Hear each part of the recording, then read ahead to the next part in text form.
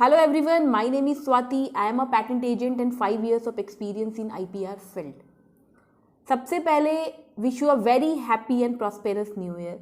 Right, बहुत दिन से मेरा वीडियो नहीं आ रहा था, बहुत बच्चों के रिक्वेस्ट आ रहे थे मैम प्लीज़ पेपर डिस्कस करो, पेपर डिस्कस करो। तो चलिए ठीक है, आज से हम स्टार्ट करते हैं पेपर डिस्कशन करना। 2013 का पेपर आपको दिख रहा होगा अभी स्क्रीन के ऊपर, पैटेंट एजेंट एग्जामिनेशन 2013 का। ये क्वेश्चन पेपर के लिए आप आईपी इंडिया के वेबसाइट पे जाके आप ipindia.nic.in पे जाओगे तो आपको सारे क्वेश्चंस वहाँ पे मिल जाएंगे अवेलेबल, बट उसका आंसर नहीं मिलेगा। तो आंसर मैं आपसे डिस्कस करूँगी अपने इस लेक्चर में। राइट, तो चलिए आज स्टार्ट करते हैं। 4 मई 2013 को जो पेपर हुआ था पेपर 1 का, वो डिस्कस करते हैं। ये सब चीज़ें मैंने आपको बता दी है इंस्ट्रक्शंस के बारे में, बहुत सारे मेरे वीडियोस हैं कि पेपर कितने पार्ट में कंसिस्ट होता है, कितने मार्क्स का होता है। अगर आप लोगों ने नहीं देखा है तो मेरा प्रीवियस वीडियो देख सकते हो। राइट, अब इस चैनल पे मैं वीडियो अभी कंटिन्यू करने वाली हूँ पेपर का। वीक में 2 दिन मैं आप लोगों के लिए क्वेश्चन पेपर डिस्कस करूँगी। चलिए स्टार्ट करते हैं, देर नहीं करते हैं।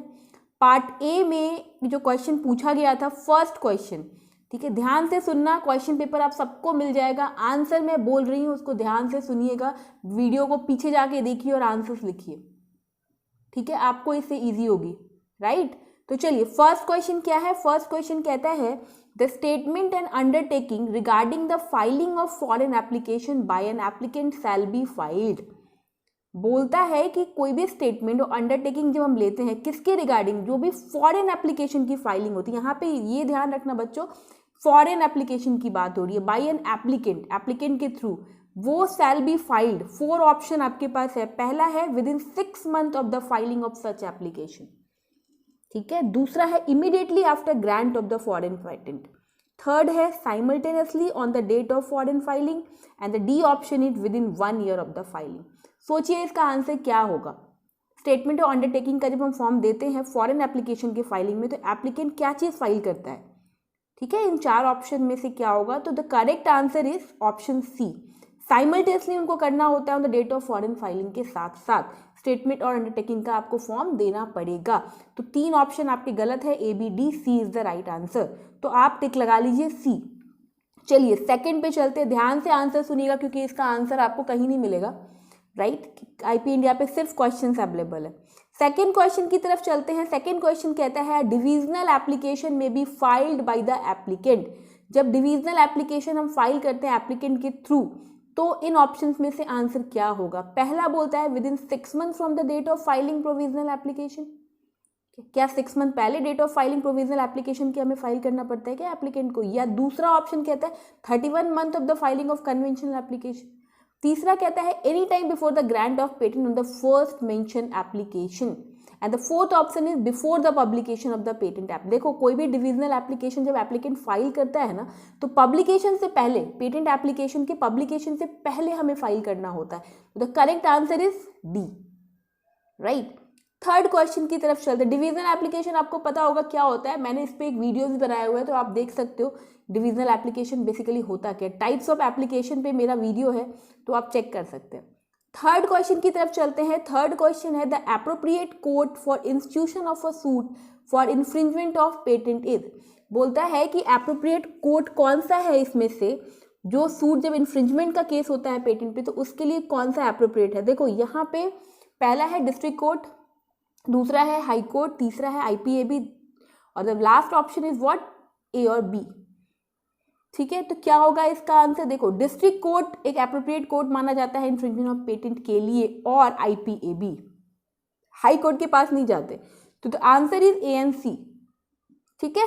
चलिए फोर्थ क्वेश्चन की तरफ चलते हैं। फोर्थ क्वेश्चन कहता है in settling the terms and condition of a compulsory licence the controller shall endeavour to secure. जब हम सेटल करते हैं टर्म्स एंड कंडीशन जो भी सीएल का होता है, तो कंट्रोलर क्या क्या सिक्योर करता है उस टाइम पे, हमें ये आंसर बताना है। तो पहला है that the licence granted is exclusive और नॉन असाइनेबल। सेकेंड है that the licence is for a period of 20 years from the date of grant of licence, that the patented invention is work to a reasonable extent, none of the above. तो ये 3 option जो आपको दिख रहे हैं तीनों गलत है। Answer is none of the above. इस पे मैंने एक वीडियो बनाया हुआ है कंपल्सरी लाइसेंस पे, तो आप उसको चेक कर सकते हैं कि क्या क्या चीज़ें उनको चाहिए होती है कंट्रोलर को। ठीक है, तो none of the above is the right answer. Fifth question पे चलते हैं। फिफ्थ क्वेश्चन कहता है information relating to an unpublish patent application file at the patent office can be obtained by any person. जो भी इंफॉर्मेशन रिलेटेड होता है unpublish patent application में, जो फाइल करते हैं हम पेटेंट ऑफिस जाते हैं तब, तो क्या क्या देखते हैं भाई एनी पर्सन, क्या क्या ऑब्टेन चाहिए होता है उसको। पहला, immediately after filing the application. दूसरा, on payment of prescribe fees. तीसरा, by physical inspection of the file at the patent office. And the D option is none of the above. तो आंसर क्या होगा? देखो, हम जब भी जाते हैं ना इन्फॉर्मेशन, जब अनपब्लिश पेटेंट एप्लीकेशन फाइल करने, तो हमें bye physical inspection of the file at the patent office देखना पड़ता है। फिजिकल इंस्पेक्शन करते हैं कि जो भी पेटेंट ऑफिस में फाइल हुआ है उससे, तो कोई पर्सन यही चीज चेक कर सकता है। The correct answer is C. 6 number question पे आते हैं। When a patent is sought to be revoked on the ground of wrongful obtaining from the true and first inventor, the controller may. Option is direct that the patent shall stand amended in the name of the opponent, direct the person wrongfully obtaining to pay penalty to the true and first inventor, revoke the patent and ask the rightful inventor to apply afresh. And the fourth option is direct the central government to pay compensation to the inventor. तो answer क्या होगा? इसका answer होगा कि वो direct central government के पास जाते हैं कंपनसेशन टू द इन्वेंटर के लिए। पे जो भी होता है डायरेक्ट सेंट्रल गवर्नमेंट के पास ये लोग जाते हैं। ठीक है, तो करेक्ट आंसर इज डी। तो आप लिख लीजिएगा D is the correct answer. 7 question पे चलते हैं। In which of the following cases an appeal shall not lie to the IPAB। कौन सा ऐसा इसमें से केसेस है जहाँ पे अपील शैल नॉट लाई करता है IPAB के अंडर? तो कौन सा है? पहला देखते हैं। पहला है refusal of a patent application by the controller under section 15, नहीं होता सेक्शन 15 के अंदर। दूसरा, decision regarding post dating of an application under section 17, ये भी नहीं हो सकता। Decision of the controller under section 54 regarding patent of addition, right? And the fourth option is an application is deemed to have abandoned under section 21. The correct answer is D, right? चलते हैं question number 8 की तरफ। When an application for a patent is published but not yet granted, any person can oppose the patent application on the following grounds. Option is non-payment of prescribed fees, non-disclosure of financial asset by the applicant before the patent office. C is the applicant has not provided an address of service. And the D is the invention is anticipated having regard to the knowledge of indigenous community in South Africa. एक बार इसको पढ़ लो आप लोग भी, question क्या कहता है, right? Answer है बी। 8 का आंसर है B, that non disclosure of financial asset by the applicant before the patent office. चलते हैं क्वेश्चन नंबर 9 की तरफ। The controller in any proceeding before him under the patent act 1970 has the power of a civil court while trying a suit under the Code of Civil Procedure 1908 in respect to the following matters. ध्यान से पढ़िए क्या कह रहा है। The controller in any proceeding before him under the Patent Act 1970 has the power of a civil court while trying a suit under the Code of Civil Procedure, right? 1908 in respect to the following matter. तो option है passing an order regarding search and seizure of infringing product of an opponent who has also filed a post grant opposition. दूसरा है requiring the discovery and production of any document. C is receiving evidence by way of declaration. And the fourth one is passing an order granting interim junction against alleged infringers. The correct answer is C. चलते हैं next question 10 की तरफ। One of the following is not true in relation to a patent of addition. इसमें से कौन सा ऐसा है जो सही नहीं है पेटेंट ऑफ एडिशन के लिए? तो आप ऑप्शन पढ़िए क्या है। यहाँ पे 4 ऑप्शन दे रहा है। पहला कहता है कि if the patent for the main invention is revoked the patent of addition may continue as an independent patent for the remaining part of the term the main patent. ठीक है, तो ये तो सही है। ठीक है, कौन सही नहीं है हमें ये देखना है। ठीक है, उसके बाद आता है renewal fees to pay to keep the patent alive if the patent is revoked. ठीक है, चलिए आगे देखते हैं। Patent of addition can be granted before the grant of the patent for the main invention. And the last option is the term of the patent of addition is generally less than the term of the patent of the main. देखो सारी चीजें सही है accept B. Renewal फी का ऐसा कुछ matter नहीं होता अलाइव रखने के लिए। तो 10 बी आंसर इज रॉन्ग। तो कहते हैं ना इज नॉट ट्रू, कौन सही नहीं है? तो बी सही नहीं है, बाकी सारी चीजें सही है। चलिए 11 क्वेश्चन की तरफ चलते हैं। Identify the option in which be invented as per the Indian patent act 1970। Option हमें आइडेंटिफाई करना है। क्या कैन नॉट बी इन्वेंटर, मतलब रमेश और सुरेश इन्वेंटर नहीं है। पहला, Ramesh and Suresh work for the identification of a novel process in the laboratory. ठीक है, ये तो सही है, इन्वेंटर है, ऑब्वियसली नॉवल के लिए काम कर रहा है। दूसरा, Ramesh finances Suresh work for the identification novel process laboratory, ये भी सही है। Ramesh from US and Suresh from India work on identification of a novel process in the laboratory, ये भी सही है, हम कर सकते हैं, राइट। लास्ट देखते हैं, Ramesh conceptualise the invention and join Suresh in reducing the invention to practice, this one is the wrong answer. इस बेस पे ये इन्वेंटर नहीं होंगे, राइट। ठीक है, ज्वाइन नहीं कर सकते वो सुरेश को, फिर कॉन्सेप्ट उनके कॉन्सेप्ट के उस पर, तो ये चीज़ गलत है, तो D is the right answer. 12 number चलते हैं। One of the following is not a ground for pre grant and post grant opposition of a patent in India. कौन सा ऐसा ग्राउंड है यहाँ पे, चलिए देखते हैं। पहला है, कहता है wrongful obtaining of the invention, right, ये सही है।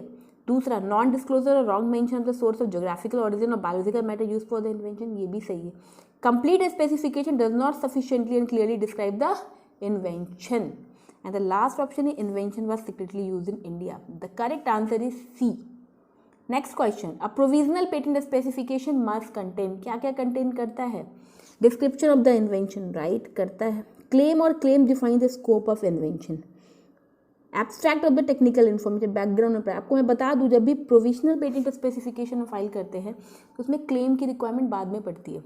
तो करेक्ट आंसर, तो यहाँ पे जो करेक्ट आंसर है, क्या क्या होता है प्रोविजनल पेटेंट स्पेस में, मस्ट कंटेन, क्या क्या करेगा कंटेन, डिस्क्रिप्शन, ये सब चीज़ पहले। जब हम स्पेसिफिकेशन करते हैं तो claims defining the scope of invention, भैया आपका इन्वेंशन क्या है, तो the correct answer is B.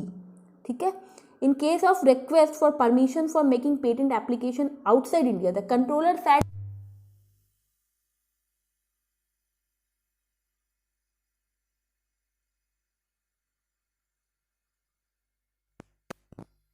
दिन, 21 दिन, 30 दिन या none of the above, right. तो यहाँ मैं बता दूँ ना, 15 होगा, 21, 30, the correct answer is D. तो ये है बच्चों क्वेश्चंस। इसके बाद हम चलेंगे नेक्स्ट पार्ट A2 की तरफ, तो ये हम नेक्स्ट चलेंगे। आज के लिए इतना ही है, इसको प्रैक्टिस कीजिए।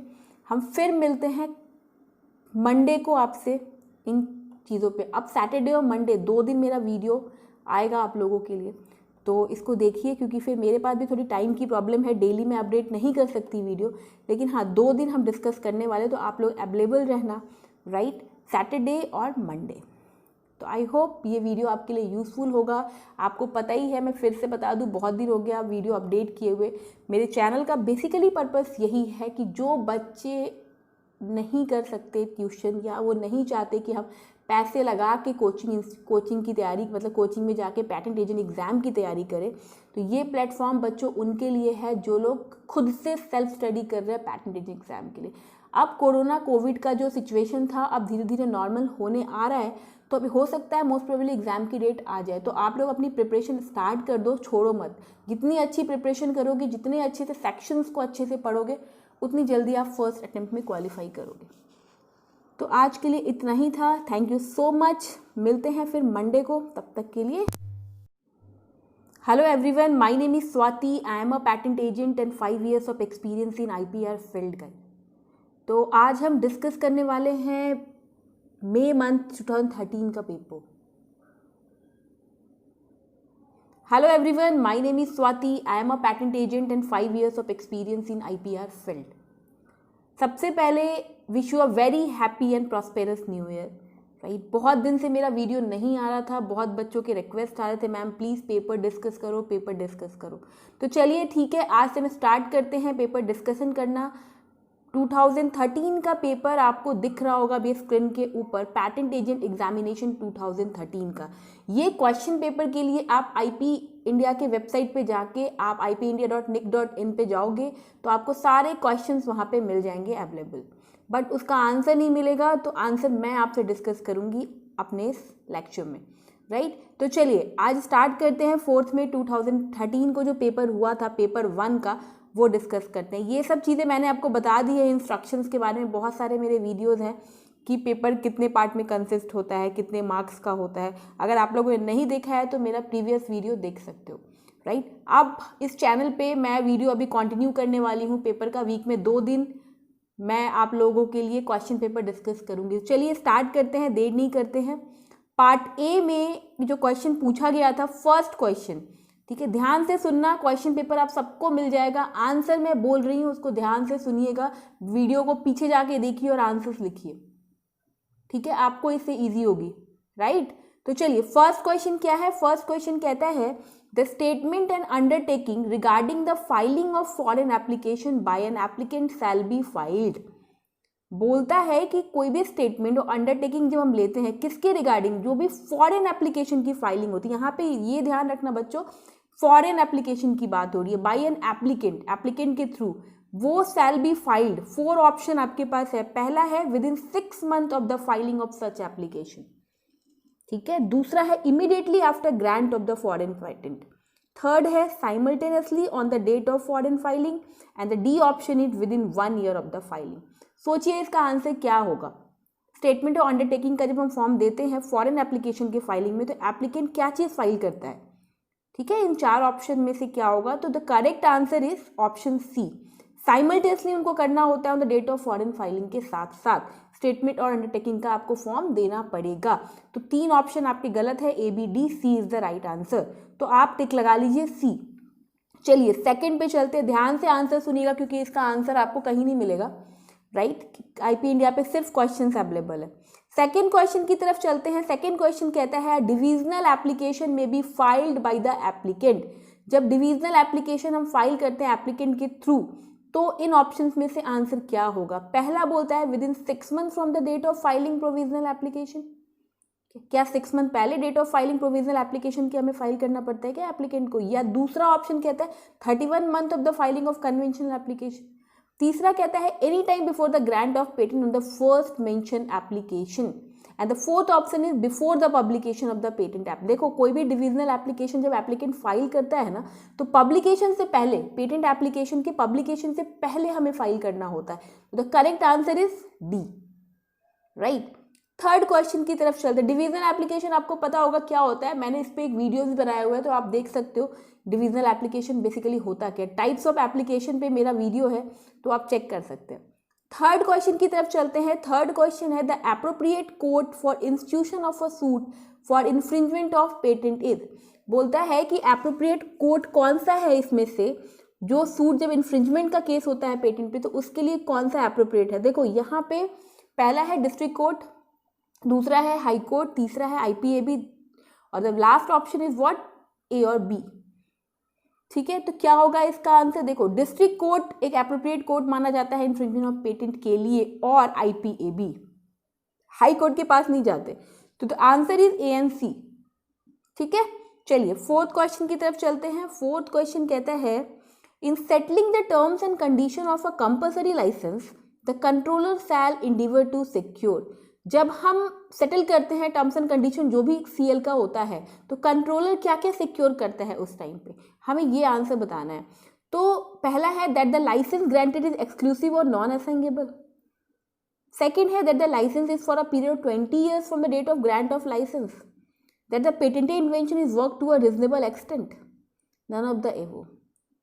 तो ये 3 ऑप्शन जो आपको दिख रहे हैं तीनों गलत है, answer is none of the above. इस पे मैंने एक वीडियो बनाया हुआ है कंपल्सरी लाइसेंस पे, तो आप उसको चेक कर सकते हैं कि क्या क्या चीज़ें उनको चाहिए होती है कंट्रोलर को, ठीक है। तो none of the above is the right answer. Fifth question पे चलते हैं। फिफ्थ क्वेश्चन कहता है information relating to an unpublish patent application file at the patent office can be obtained by any person. जो भी इंफॉर्मेशन रिलेटेड होता है unpublish patent application में, जो फाइल करते हैं हम पेटेंट ऑफिस जाते हैं तब, तो क्या क्या देखते हैं भाई एनी पर्सन, क्या क्या ऑब्टेन चाहिए होता है उसको। पहला immediately after filing the application, दूसरा on payment of prescribe fees, तीसरा by physical inspection of the file at the patent office, and the D option is none of the above. तो आंसर क्या होगा, देखो हम जब भी जाते हैं ना इन्फॉर्मेशन, जब अनपब्लिश पेटेंट एप्लीकेशन फाइल करने, तो हमें bye physical inspection of the file at the patent office देखना पड़ता है। फिजिकल इंस्पेक्शन करते हैं कि जो भी पेटेंट ऑफिस में फाइल हुआ है उससे, तो कोई पर्सन यही चीज चेक कर सकता है। The correct answer is C. 6 number question पे आते हैं। When a patent is sought to be revoked on the ground of wrongful obtaining from the true and first inventor, the controller may option is direct that the patent shall stand amended in the name of the opponent, direct the person wrongfully obtaining to pay penalty to the true and first inventor, revoke the patent and ask the rightful inventor to apply afresh. And the fourth option is direct the central government to pay compensation to the inventor. तो answer क्या होगा? इसका answer होगा कि वो direct central government के पास जाते हैं कंपनसेशन टू द इन्वेंटर के लिए, पे जो भी होता है डायरेक्ट सेंट्रल गवर्नमेंट के पास ये लोग जाते हैं. ठीक है, तो करेक्ट आंसर इज डी. तो आप लिख लीजिएगा D is the correct answer. 7 question पे चलते हैं. In which of the following cases an appeal shall not lie to the IPAB. कौन सा ऐसा इसमें से केसेस है जहाँ पे अपील शैल नॉट लाई करता है IPAB के अंडर? तो कौन सा है? पहला देखते हैं. पहला है refusal of a patent application by the controller under section 15. नहीं होता सेक्शन 15 के अंदर. दूसरा decision regarding post dating of an application under section 17. ये भी नहीं हो सकता. Decision of the controller under section 54 regarding patent of addition. Right, and the fourth option is an application is deemed to have abandoned under section 21. The correct answer is D. Right. चलते हैं question number 8 की तरफ. When an application for a patent is published but not yet granted, any person can oppose the patent application on the following grounds. Option is non-payment of prescribed fees, non-disclosure of financial asset by the applicant before the patent office. C is the applicant has not provided an address of service. And the D is the invention is anticipated having regard to the knowledge of indigenous community in South Africa. एक बार इसको पढ़ लो आप लोग भी, question क्या कहता है. Right, answer है बी. 8 का आंसर है B, that non disclosure of financial asset by the applicant before the patent office. चलते हैं क्वेश्चन नंबर 9 की तरफ. The controller in any proceeding before him under the patent act 1970 has the power of a civil court while trying a suit under the Code of Civil Procedure 1908 in respect to the following matters. ध्यान से पढ़िए क्या कह रहा है. The controller in any proceeding before him under the Patent Act 1970 has the power of a civil court while trying a suit under the Code of Civil Procedure, right, 1908 in respect to the following matter. तो option है passing an order regarding search and seizure of infringing product of an opponent who has also filed a post grant opposition. दूसरा है requiring the discovery and production of any document. C is receiving evidence by way of declaration. And the fourth one is passing an order granting interim junction against alleged infringers. The correct answer is C. चलते हैं next question 10 की तरफ. One of the following is not true in relation to a patent of addition. इसमें से कौन सा ऐसा है जो सही नहीं है पेटेंट ऑफ एडिशन के लिए? तो आप ऑप्शन पढ़िए क्या है. यहाँ पे 4 ऑप्शन दे रहा है. पहला कहता है कि if the patent for the main invention is revoked the patent of addition may continue as an independent patent for the remaining part of the term the main patent. ठीक है, तो ये तो सही है. ठीक है, कौन सही नहीं है हमें ये देखना है. ठीक है, उसके बाद आता है renewal fees to pay to keep the patent alive if the patent is revoked. ठीक है, चलिए आगे देखते हैं. Patent of addition can be granted before the grant of the patent for the main invention. And the last option is the term of the patent of addition is generally less than the term of the patent of the main. देखो सारी चीज़ें सही है accept B. Renewal फी का ऐसा कुछ matter नहीं होता अलाइव रखने के लिए. तो 10B आंसर इज रॉन्ग. तो कहते हैं ना इज नॉट ट्रू, कौन सही नहीं है? तो बी सही नहीं है, बाकी सारी चीज़ें सही. चलिए 11 क्वेश्चन की तरफ चलते हैं. Identify the option in which be inventor as per the Indian patent act 1970. Option हमें आइडेंटिफाई करना है. क्या कैन नॉट बी इन्वेंटर मतलब रमेश और सुरेश इन्वेंटर नहीं है. पहला, Ramesh and Suresh work for the identification of a novel process in the laboratory. ठीक है, ये तो सही है, इन्वेंटर है, ऑब्वियसली नॉवल के लिए काम कर रहा है. दूसरा, Ramesh finances Suresh work for the identification novel process laboratory. ये भी सही है. Ramesh from US and Suresh from India work on identification of a novel process in the laboratory. ये भी सही है, हम कर सकते हैं. राइट, लास्ट देखते हैं. Ramesh conceptualise the invention and join Suresh in reducing the invention to practice. This one is the wrong answer. इस बेस पे ये इन्वेंटर नहीं होंगे. राइट, ठीक है, ज्वाइन नहीं कर सकते वो सुरेश को फिर कॉन्सेप्ट उनके कॉन्सेप्ट के उस पर. तो ये चीज़ गलत है. तो D is the right answer. 12 number चलते हैं. One of the following is not a ground for pre grant and post grant opposition of a patent in India. कौन सा ऐसा ग्राउंड है यहाँ पे? चलिए देखते हैं. पहला कहता है wrongful obtaining of the invention. Right, ये सही है. दूसरा, नॉन डिस्क्लोजर और wrong mention of the source of geographical origin और biological matter use for the invention. ये भी सही है. Complete specification does not sufficiently and clearly describe the invention. And the last option is invention was secretly used in India. The correct answer is C. Next question. A provisional patent specification must contain. क्या क्या contain करता है? Description of the invention. Right, करता है. Claim और claim define the scope of invention. Abstract of the technical information, background पर। आपको मैं बता दूं, जब भी प्रोविजनल पेटेंट स्पेसिफिकेशन फाइल करते हैं तो उसमें क्लेम की रिक्वायरमेंट बाद में पड़ती है। तो करेक्ट आंसर, तो यहाँ पे जो करेक्ट आंसर है, क्या क्या होता है प्रोविजनल पेटेंट स्पेस में, मस्ट कंटेन, क्या क्या करेगा कंटेन, डिस्क्रिप्शन, ये सब चीज़ पहले। जब हम स्पेसिफिकेशन करते हैं तो claims defining the scope of invention, भैया आपका इन्वेंशन क्या है, तो the correct answer is B. ठीक है। In case of request for permission for making patent application outside India, the controller said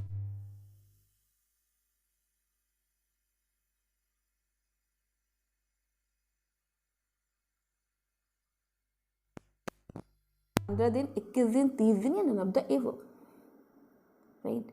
तो यहाँ मैं बता दूँ ना, 15 होगा, 21, 30, the correct answer is D. तो ये है बच्चों क्वेश्चंस। इसके बाद हम चलेंगे नेक्स्ट पार्ट A2 की तरफ। तो ये हम नेक्स्ट चलेंगे। आज के लिए इतना ही है, इसको प्रैक्टिस कीजिए। हम फिर मिलते हैं मंडे को आपसे इन चीज़ों पे। अब सैटरडे और मंडे 2 दिन मेरा वीडियो आएगा आप लोगों के लिए, तो इसको देखिए, क्योंकि फिर मेरे पास भी थोड़ी टाइम की प्रॉब्लम है, डेली मैं अपडेट नहीं कर सकती वीडियो। लेकिन हाँ, 2 दिन हम डिस्कस करने वाले, तो आप लोग अवेलेबल रहना, राइट, सैटरडे और मंडे।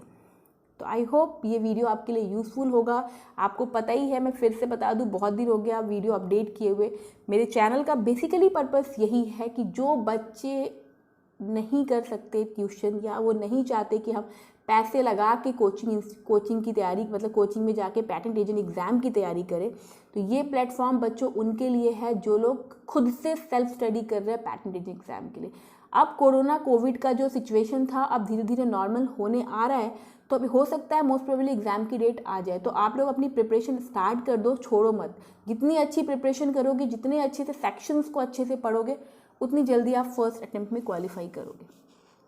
तो आज के लिए इतना ही था। Thank you so much. मिलते हैं फिर मंडे को, तब तक के लिए